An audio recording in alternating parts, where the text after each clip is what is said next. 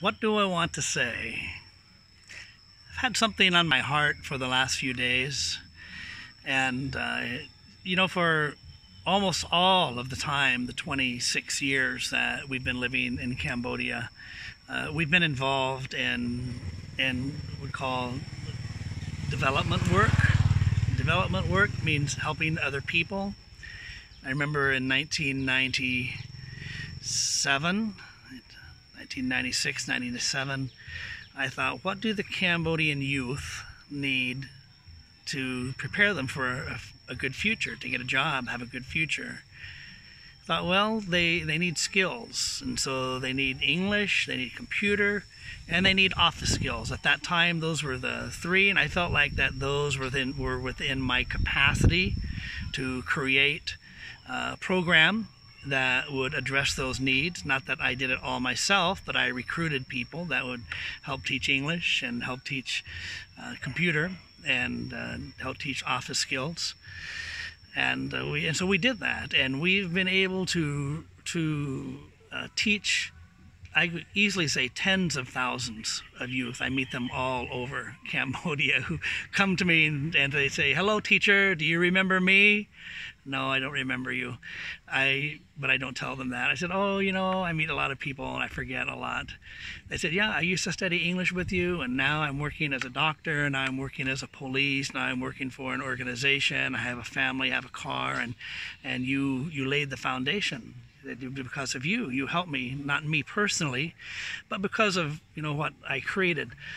And I say that just to say, we did all of this. I remember in 1995 teaching English at my house with about 40 students, and from that I started a discipleship group.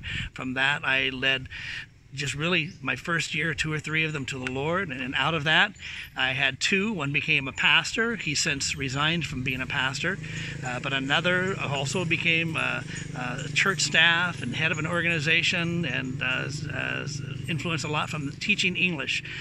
I say that because sometimes I've met people and they say, "Oh, are you teaching English, or are you have a medical ministry, or just something to lead them to the Lord?"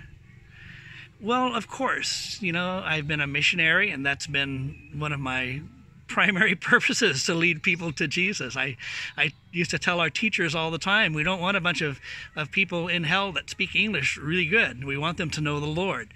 But in saying that, what if we just wanted to do it because we love people?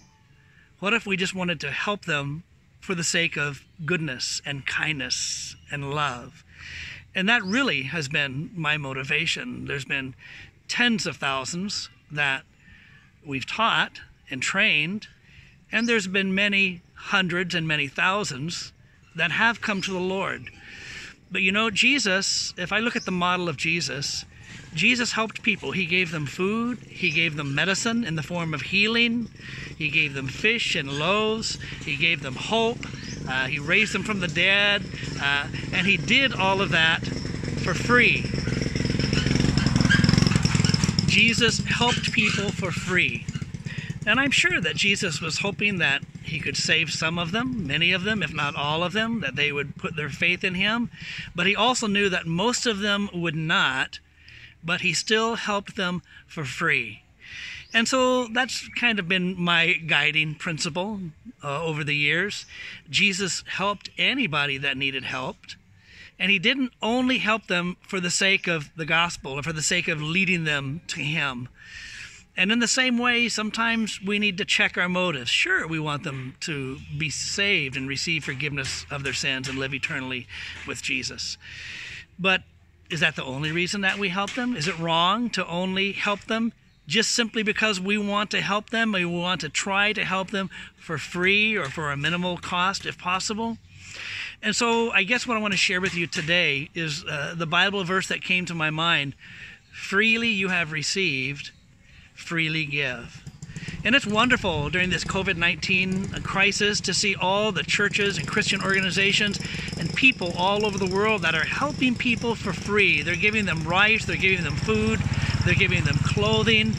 And so I just want to encourage you, freely you have received, And so freely give what you have, whatever that may be, give it to someone else, and maybe we should just give it with no expectations. What do you think about that? Just give them what they need with no expectations. And if an opportunity is there to share the gospel with them and to lead them to Jesus, that's wonderful. There's so much more, and there's another side to this, I know. But just think about that. Freely you have received, freely give. We want to lead people to the Lord, yes. But why don't we sometimes just help people just for the sake of helping them, just because of sheer love, kindness, and goodness? Thank you for listening to my ravings or my rantings or my inner thoughts that I